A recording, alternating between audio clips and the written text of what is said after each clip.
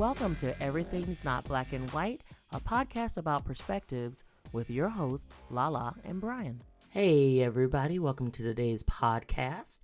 This is your girl Lala, and that handsome guy across from me is my hubby Brian. Thank you very much. You're welcome. We are super excited about today's episode because we have an incredibly special guest. I mean, I believe in nepotism 100%, so this guest is fruit of my loins, as I say. This is Miss Ajalee Baker, affectionately known as Aji, Boo Boo, and a whole bunch of other wonderful nicknames. But we're super excited to have her on the podcast today because our topic is about student loans, education, and what future looks like for young people today. So Ajalee is quite an accomplished student. She is currently a senior in high school, graduating in May of 2020. She's poised right now. She's number one in her class to be valedictorian. But prior to even graduating, she has already graduated magna cum laude from Columbus State Community College by way of the dual credit program that many high schools in many states are doing. So Ajalee is quite the entrepreneur as well. She owns her own pet sitting and house sitting business called Creative Sitters. She has won 3 first place awards for her film shorts, which is just amazing for us as a family to watch her. She's currently the lead in her school play. She's a part of the Young Writers Symposium with Mad Labs and a whole host of other things. So I'm a very proud mama, and Brian is a very proud papa to welcome our daughter, Ajalee, Miss Aji, to our podcast. Thank you. Thank you so much for that introduction. I don't even need a resume. I just need to bring you along whenever I go and job You know I'm your momager. Come on now. You know that. Now you realize we have to get her head back outside of this I room. know. Goodness. No, Well, but I am super excited to be here and talk about my experience with school. So thank you so much for having me. Oh, we're very excited. We know that high school is a tough time for a lot of people. You're trying to develop who you are, think about your future, your career, and just be the best person you can be. So tell us a little bit about what your high school experience has been thus far. I originally came from the Canal Winchester School District, and then I found out about a school named Arts and College Preparatory Academy, or ACPA, and I went there with a few of my other friends from Canal Winchester, and it's been a really positive experience. It's half art, half academics, so a lot of the things we do are very college prep, and that's kind of how I got introduced to the dual credit program. But while there, I was also very involved in school. I was a part of a lot of clubs like Model United Nations, which is like a debate team kind of thing. I was always in the musicals and the plays, and we had a lot of other extracurricular things that I was a part of. So I would say my high school experience was very involved and very fun. I loved being in that community. It's a very open and diverse environment to be a part of. Then once I hit sophomore year, that's when I officially found out about the dual credit program. And so that year I took one class at Columbus State, which was a creative writing class. And then once we found out even more about the dual credit program and the logistics of it, that's when we realized, oh, this is like a really cool program where you can get college credits and the school essentially pays for most of them. And so junior year hit, and I was almost full-time enrolled in Columbus State. And ever since then, I've been just working at it. And I was fortunate enough to get enough credits to graduate in December and graduate with my associates in entrepreneurship. So that was very exciting. And for post-secondary school, I do want to get a bachelor's in film. So that is where I'm looking at Cleveland State for. Awesome. So going through that dual credit program is pretty, is it intense? Is it a hard program to go through? I would say so, just because it does require a lot of self-initiative. You have to be disciplined enough to get your work done, especially if you're doing online classes. Half of my classes were in class and then half of them were online. So with both of those, in college, it's different from high school because they don't hold your hand. You know, no one's keeping track of you and being like, hey, did you turn this assignment in? It's very much so like, this is when it's due. You're expected to get it done. So you definitely have to be very aware, very good at time management, very organized, and take that initiative to get the work done. I think one of the most impressive things that you did while going through the College Credit Plus program, and one of the biggest sacrifices you made was the fact that you actually went took full courses throughout 2 different summer sessions. So you made ultimately one of the ultimate sacrifices, giving up your free time to be able to get these credits in so you can actually graduate with your associate's degree.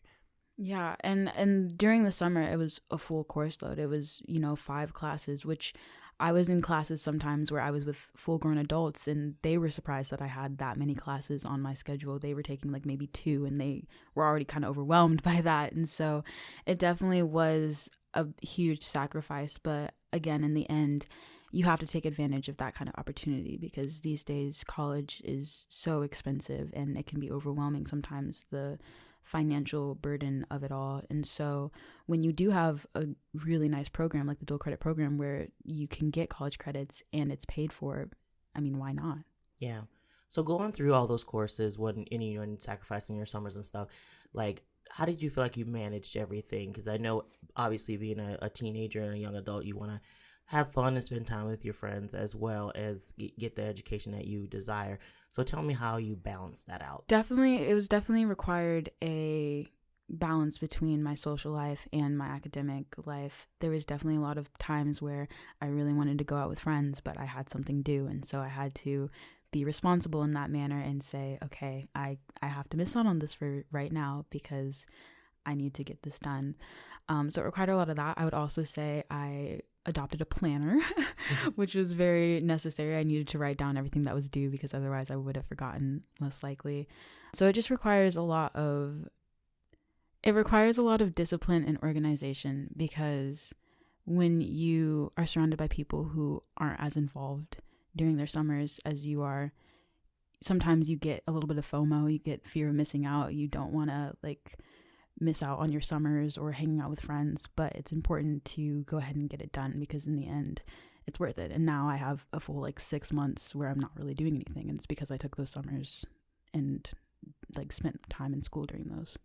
Outside of you graduating from college, one of the highlights that I found that I thoroughly enjoyed with your academic career is when you came home one day in your negotiation class. Can you share a little bit about that story of how you negotiated with a few students who were older than you and how you came out in the end of that? One semester I was taking a negotiation class, which was really helpful for me because, again, I am going into the entertainment industry, so I want to be able to negotiate finances, negotiate salary, all those things. And so I really enjoyed that class and I really took it seriously. And there were days where we had little mock negotiations with other people.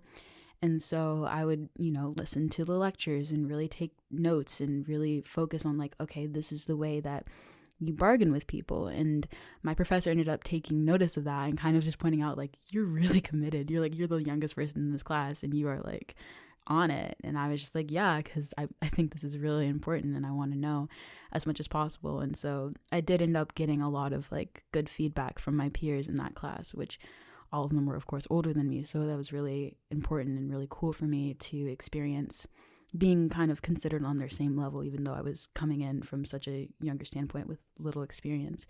I was still respected in that manner, and because I actually did try and I actually did care about the class. Not only did you try, but you also mentioned to me that you actually out-negotiated many of your fellow classmates who were well into their 20s. Yeah, a couple of times that did happen. It was all really just low stakes, it wasn't anything super intense, but it was cool to be able to stick up for myself in that manner and learn real world experiences. And folks, if you don't think an education pays off, I just wanted to share a little story. We were in the Bahamas I think just last week, and our daughter wanted to purchase something from one of the guys at the dock who was selling stuff. And he gave her a price, and she literally negotiated him down. Well, what am I going to go pay for this much at your place when I can go over to this place and get it for this much? And she actually didn't. This guy's a professional. He sits on the docks. He knows what he's doing. Yeah. And our 18-year-old daughter actually talked him down to the price she wanted. And so education truly paid off in that form. That's awesome. So knowing that you've gone through, the summers and with high school getting your associate's degree plus still working in high school and still, I think, balancing pretty well with seeing your friends and doing extracurriculars. If you could do it all again and start over, what would you do differently next time? I would say personally, because I am a very social butterfly and because I did really enjoy being involved so much in high school, I would probably try to find more of a balance between being in high school and being in college. I think that taking myself completely out of high school and doing my last year fully in college was nice because I obviously ended up graduating early, but it also made me feel kind of, I don't know, sad at the fact that I wasn't having that same high school experience that I started out with. And I would say if I did it over again, I'd probably just try and infuse those together more and not just choose one over the other. So I guess it was a great lesson even for us as parents. You know, we've always known you are capable of so many things, and so we were encouraging you. We also wanted you to make sure you found a balance, you know, and I think you've done a great job of that. And we absolutely know there could have been things that you've done differently and better, but we're really proud of where you've come from so far. So we were talking earlier, and you said that you have been accepted to Cleveland State for a degree in film. So talk to us a little bit about why you chose that degree and why you chose Cleveland State. I've honestly just been in love with movies ever since I was really young. I always thought I was going to be on in front of the camera because when I was young, obviously you signed me with a talent agency, and I've been doing like commercials and modeling gigs ever since I was really little. And it wasn't until freshman year when I really figured out that I had a passion for the other side of things, the writing, the directing, the producing side of filmmaking. And that came about because I had entered some video scholarships and won them. And once I realized, oh, I kind of have a knack for this, like this is really fun, I realized this is where I want to spend my time. This is the degree, this is the career that I want to focus on. And so once I figured that out, it required a lot of research of like, okay, what are some of the best schools in the country for filmmaking, and kind of what do the programs look like? What am I looking for myself? And ultimately, I wanted a school that was going to give me the craft of filmmaking, but also teach me the business side of it. I didn't want a school that was just like, here's, you know, your hopes and dreams and you can just run with them and hopefully it'll work. I wanted a school that was like, here's the logistics of how the business and the industry works, and here's how to make a profitable career out of it. We looked at a lot of different schools. We looked at schools in Florida. We did, like, me and my dad did a whole, you know, tour day, United States of filmmaking colleges. Can you give an example of a few of the schools that just so people understand the depth and the types of schools you were trying to reach out to? Yeah, so in Florida, we looked at Ringling College, which was an art school that focuses really on like filmmaking, graphic design, animation, that kind of thing. And that school was really nice. It was just, you know, really, really quite expensive because it was a for-profit private university. And we found that to be kind of a running theme for a lot of these schools, was that they were for-profit. And so the tuition was just, you know, astronomical, really. But we did look at Florida State University, which is one of the top 5 film schools, I believe, in the country. It has a 5% acceptance rate for the film program. So, you know, it's really high up there. And we really did enjoy that program. And we looked in California and all these other places. And ultimately it came down to just like, where did I feel most at home? And then what was going to be essentially the most bang for my buck? Like, what's not going to get me into the most student debt, but I can still feel like I'm getting a really good education and I'm set up for the industry. I think the nice thing too about Cleveland State University is their program is up and coming and new, and the fact that the BFA for film and media that you're going after is in line with what Florida State's and USC's and some of these top film schools are doing. Yeah, for sure. When it comes to schools in Ohio that do offer the film program, Cleveland State was the most impressive to me, because not only are they the only school in Ohio right now with a standalone film school, but they're also, you know, constantly getting endowments and grants to better the film program. And when visiting there, it felt legit. It felt similar to like a Florida State University or a USC, even, you know, obviously on a smaller scale, but the same thing. And that's kind of what I had to take into account when looking for a school that was right for me, was that a lot of the curriculum is similar across the board. And the difference is obviously location. So if I go to school in California, I might have more direct opportunities into the industry, into Hollywood. But that doesn't mean that I'm like getting, an astronomically better education just because I'm going to California. I can still get a good one here and then move once I'm ready and financially stable. Right. And so, I love that we're talking about finances because that's a segue into our next topic, which is really around student debt, scholarships, and being able to finance your education. So you did mention earlier that you did get a few film scholarships earlier. So we talk about that a little bit, and then ultimately, what else have you applied for? Yeah, so I think scholarships are another big part about the transition from high school into college. It's really all about finances, and it's all about taking opportunities to try and make school as affordable as you possibly can. And so I started applying for scholarships, I think, pretty early. I started applying. My first one was sophomore year, I believe. Yeah. And that was the video scholarship that I applied for, and I ended up getting a $2,500 scholarship for that one. That was for the Ohio Attorney General's office. It was like a little short PSA about cyber safety and security online. And, it's just goofy, little, my brain working in the way that it does. And it ended up paying off. And so that's kind of what led me into like not only my love for filmmaking and realizing that this is the career I wanted, but also realizing how important it is to apply for scholarships and just take the opportunities. You're not going to get every single one, and that shouldn't deter you.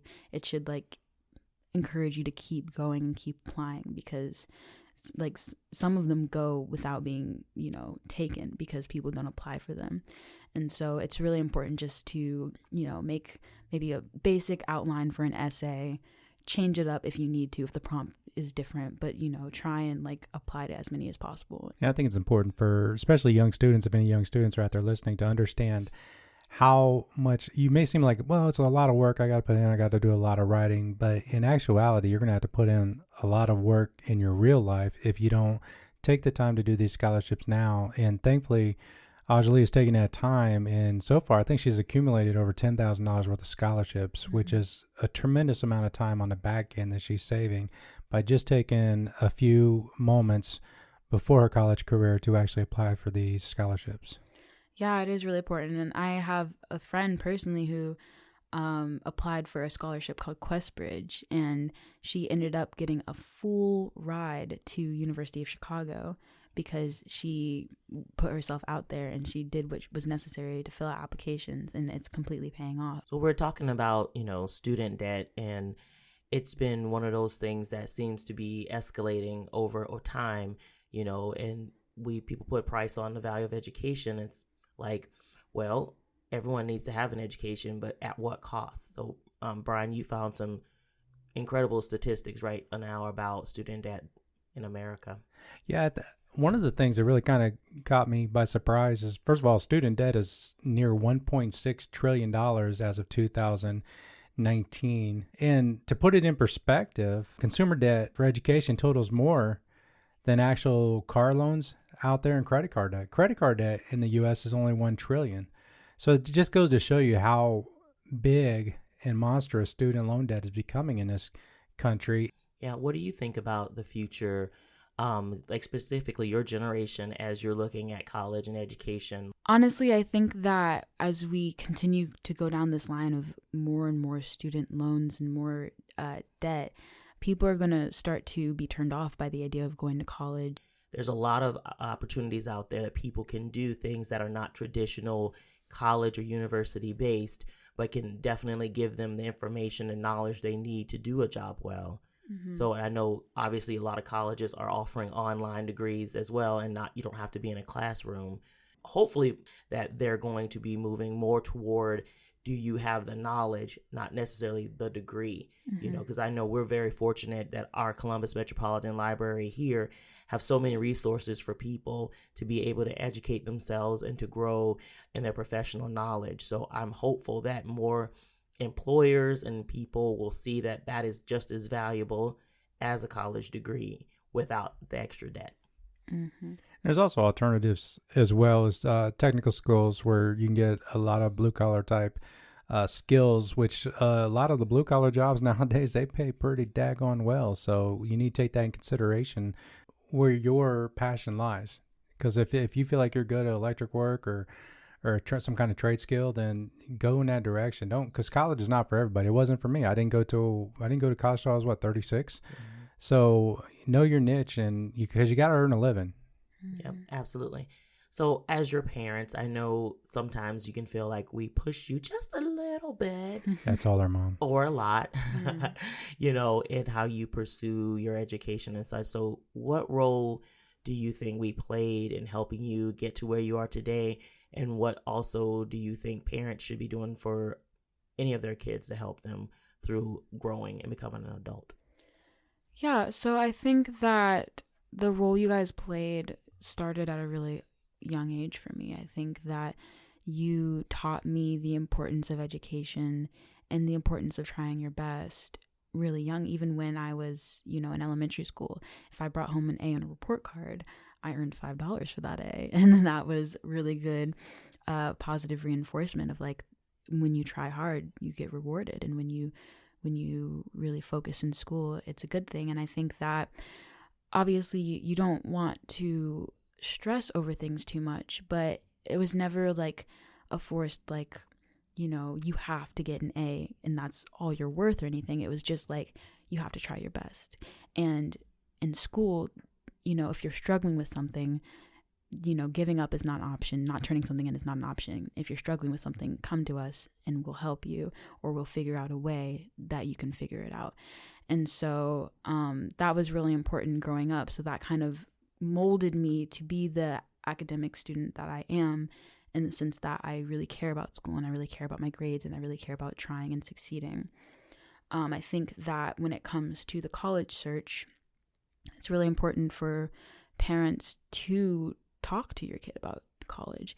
I think you guys have been really involved in my search for college and all the aspects that go into that, financially, socially, whatever. And I have a lot of friends that didn't have that. They kind of were just on their own when it came to finding a college that was right for them. So of course they're gonna not be completely aware, the debt and the risk of student loans and all those things, because they just weren't educated on it as much as they could have been.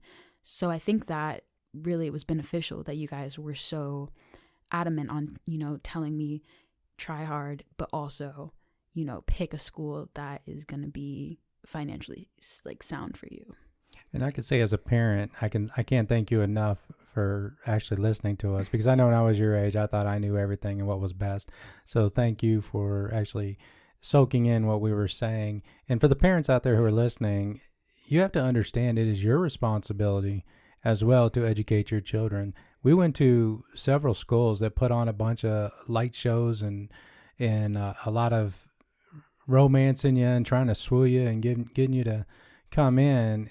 And those schools came at a higher cost, which was not always better for our daughter in that aspect. But as a parent, you have to be very aware that it is very hard for a 17 or 18-year-old child to understand the difference between what $30,000 or $40,000 of debt is and what $160,000 in debt.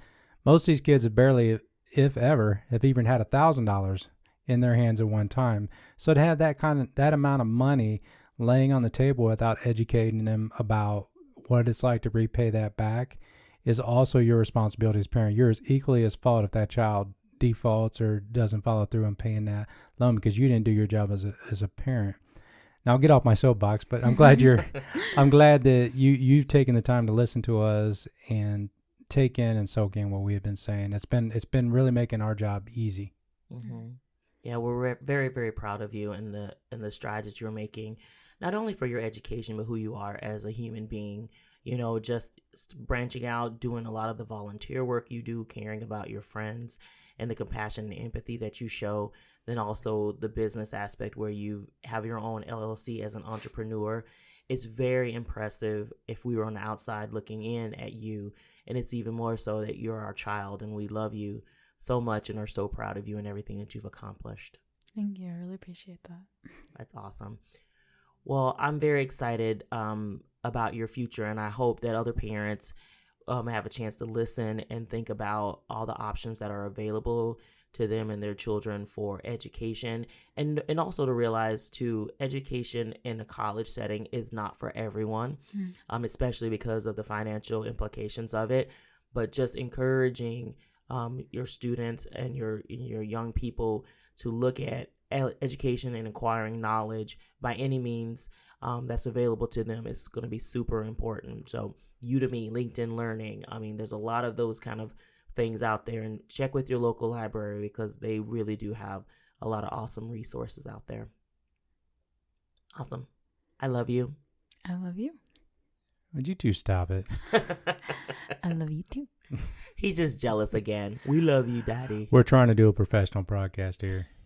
Yes, professional love. That's what we're all about. Yes, but I will say that if there's one thing that I would give to the students, is just that when it comes to picking a school that's right for you, it's really important to think about it holistically. You know, I feel like you should look at it, you should make a list for yourself of the things that are most important to you in a school and try and find a school that matches that as close to possible. And you might have to make some compromises here and there. You know, for me, I definitely fell in love with some of the schools that I saw in California, but the compromise was the financial, you know, risk that I was going to be taking by going all the way there was just too much, you know, for me. And so Cleveland State was like a very good little like perfect ball of like everything that I needed from a school.